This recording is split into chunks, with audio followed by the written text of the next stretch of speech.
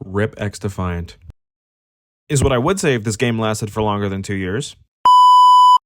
Just a few minutes ago, as of writing this, Mark Rubin wrote on his Twitter that XDefiant servers would be sunset on June 3rd, 2025. Now, why does this piss me off so much? I will explain now.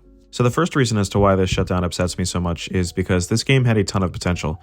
Seeing all the leaks and getting the chance to try all of the early access opportunities gave me hope that we would finally have a game that wouldn't focus more on microtransactions than actual gameplay. Mark's team listened to the criticism from the community and changed things accordingly in preparation for release. They also went a step further and explained in detail the changes they made and why they made them. Having that level of transparency with the players is what builds trust and in turn generates hype for a game. The first few months of XDefiant's release saw so many active players trying out the game and finding their footing.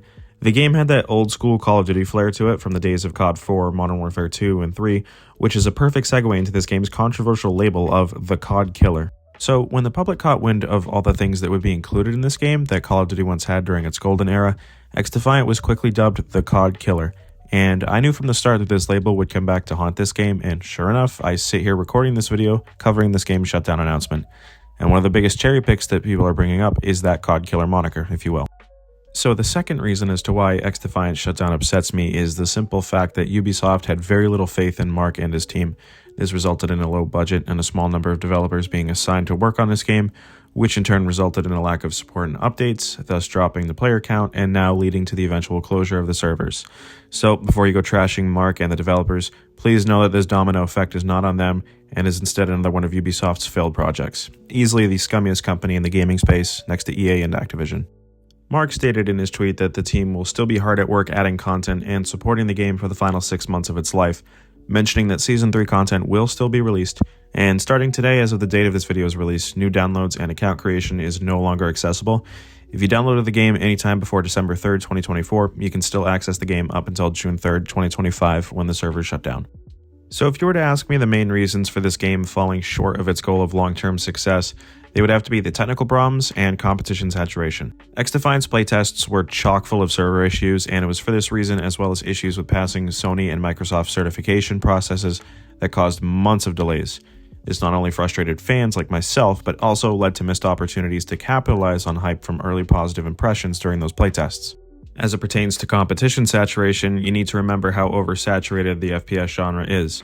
We've got Call of Duty, Apex, the Ghost of Battlefield 2042, and Overwatch, among many, many others. XDefiant struggled to carve out its niche for this exact reason, and the lack of content also doesn't help. Free-to-play games rely on microtransactions to succeed, and I don't know if you guys remember, but the in-game store was desolate on release, and by the time stuff picked up, the player counts were already starting to plateau and in some cases even drop. So I just want to say to anyone who's upset by this announcement, I feel your frustration. You've got about 6 months or so to play the game, record your gameplay, save it for, looking back on memories and future nostalgia. I do that with the older Call of Duty titles too. I did that with Warzone 1. But the truth is, while we're on the subject of Call of Duty, it is a succubus. It absorbs everything trying to compete with it, and it drains all the life out of it, and this is exactly what happened to XDefiant. Black Ops 6 and the lack of support for XDefiant were just one of the many reasons that this game met its demise, and I do hope in the future we do eventually see a true challenger to the Call of Duty monopoly, and not just another hero shooter that truthfully stays around for the length of a sneeze. Regardless though, if you enjoyed this video and are interested in joining my community and staying up to date on my latest work, consider subscribing and supporting me. But regardless, thank you for watching, I appreciate it, and I will see you all in whatever video I upload next. Take care.